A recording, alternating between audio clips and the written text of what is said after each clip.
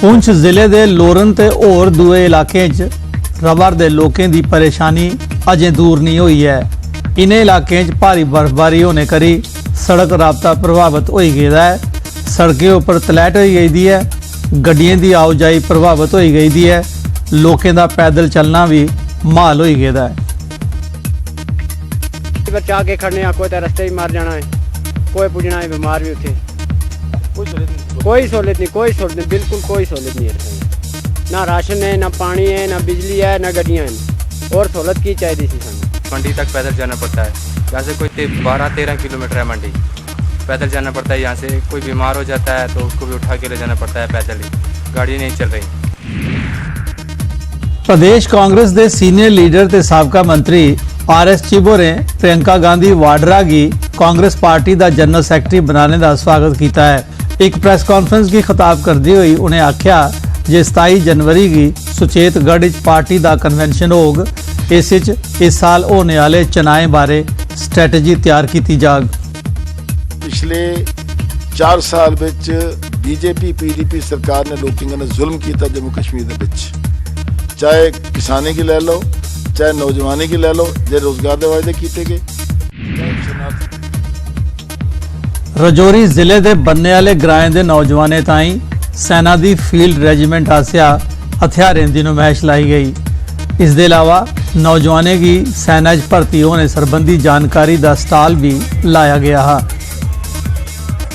परसों भी इतना सीज वायलेशन हुई, कल भी हुई, तो वो करी जो आर्मी ने एक स्टैप चुका कि बच्चों की भी इन चीज़ों की अवेयर किया जाए, बच्चे की भी पता चले कि इन वैपनों का कम क्या है। ਅਸੀਂ ਉਹਨਾਂ ਹਰ ਇੱਕ ਚੀਜ਼ ਦੱਸੀ ਹੈ, ਹਰ ਇੱਕ ਵਜ੍ਹਾ ਇਹ ਮਸ਼ੀਨ ਰਿਕਵਰੀ ਮਸ਼ੀਨ ਬਾਰੇ ਇਹਨਾਂ ਨੇ ਬਾਰੇ ਦੱਸਿਆ, ਗੰਨਾਂ ਨੇ बारे हर किसी जब मैं जाए ना वेपन के बारे में सीखा, हमको वेपन यूज़ करना है बिल्कुल बोला कि हर किसी बहुत अच्छी की आर्मी ने ताकि हर जो सिविल है अपने वेपन के बारे में जान सके। आरएसपुरा भी गणतंत्र दिहाड़े के मद्देनज़र बाना सिंह स्टेडियम में फुल ड्रैस रिहर्सल की गई। इस मौके SDM आरएसपुरा जगदीश सिंह होरें आख्या जे लोकें ते बच्चें गणतंत्र समारोह जरूर दिखना चाहिए। हमारा ये नेशनल फेस्टिवल है, एक हमारा नेशनल डे होता है, तो इसमें सबको बढ़ चढ़ करके हिस्सा लेना चाहिए। It's a moment of pride for all of us. तो मैं लोगों से भी अपील करूंगा कि सभी लोग जो इसमें बढ़ चढ़ कर हिस्सा लें और इसको सेलिब्रेट करें। गणतंत्र दिहाड़े के मद्देनज़र पुंछ च फुल ड्रैस रिहर्सल की गई।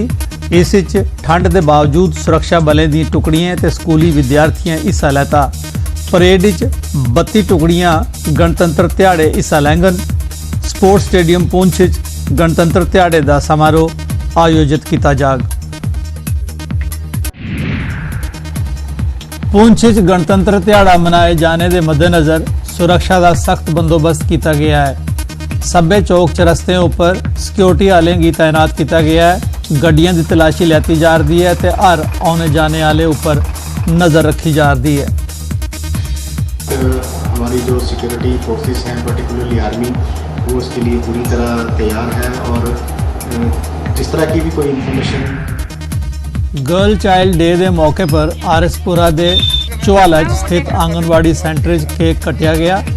चेता रहे 21 जनवरी थमा 26 जनवरी तोड़ी बेटी बचाओ बेटी पढ़ाओ हफ्ता मनाया जा रहा है।